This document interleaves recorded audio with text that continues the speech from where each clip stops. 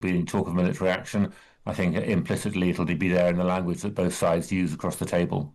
Yes. And of course, Iran threatening that although it can't defeat America in military action, threatening that its retaliation will be much more extreme this time and therefore unpredictable. Let's go back to Switzerland, shall we? Because it was announced a short time ago that talks between the US and Iran are underway in Geneva. President Trump has sent his special envoy, Steve Witkoff, and he'll face the Iranian Foreign Minister, Abbas Araghchi. Meanwhile, a large US military flotilla sits in the Gulf, and the Iranians have been performing military drills in the Strait of Hormuz. The Americans are aiming to limit Iran's nuclear capabilities to stop them developing significant weapons. The Iranians have already met with the head of the UN nuclear watchdog. Rob Macaire was the British ambassador to Iran from 2018 to 2021 and is now a council member of Chatham House. Rob, good morning. Good morning, Calum. Can I ask this, if I may? A slightly different question, I suppose. What's the first thing you say when you sit down in the room today, on either side, when you're trying to make progress towards, or at least keep this thing from escalating? How do you even engage in conversation this morning? Well, I mean, the Iranian side have some very, very sophisticated and professional diplomats who I spent a lot of time dealing with when I was in that job. And I think that the US is describing this as the last chance for Iran to get a deal. Another way of looking at it would be to say it's also a last chance for the US because the US has got this big military build-up in the region.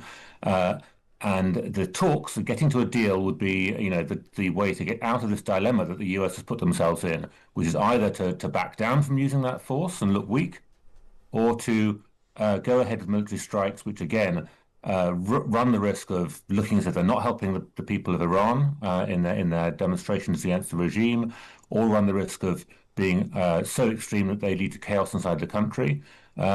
Or run the risk of Iranian retaliation that in some way is effective either in preventing oil exports for a while from the Gulf or in killing Americans or hitting an American ship. So there's a lot of downsides in using military action, but the US is kind of on the hook to do it if it doesn't get some sort of result out of these talks. Yeah. How explicit will that threat of military action be in these talks in Geneva? For example, can you imagine Steve Witkoff saying, agree to this or we will bomb you? Will it be that clear in these sorts of conversations?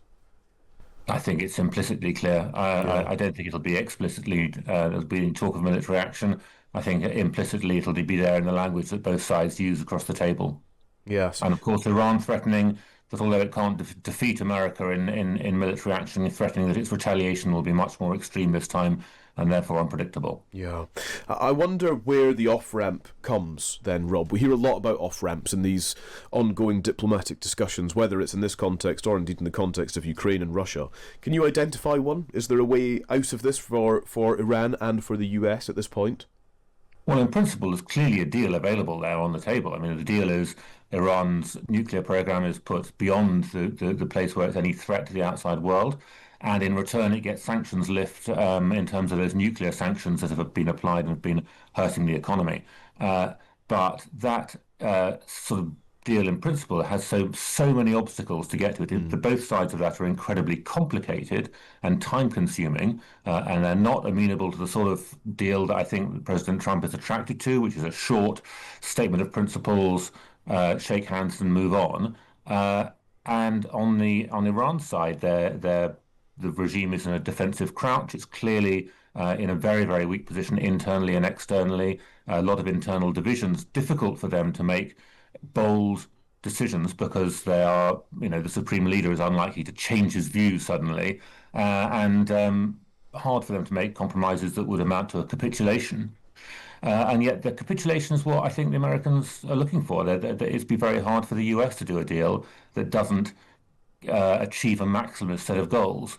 Particularly with the pressure that's coming from Israel. Yeah, and I suppose in addition to that is President Trump's, lack of understanding or lack of willingness to understand why people would not simply meet him where he is with his demands. I think that's right. I mean, I think when you have an approach from the US president that has been very transactional and very zero-sum, and I think from his perspective, the fact that this huge military build-up, that Iran is weak and has had internal protests, I think he will say, well, it's inevitable they would just do a deal. It's a question of how much pressure you put on them. That's not how Tehran thinks. Really good to get your thoughts this morning, Rob. Thank you very much. That is Rob Macaire, who was the British ambassador to Iran from 2018 to 2021.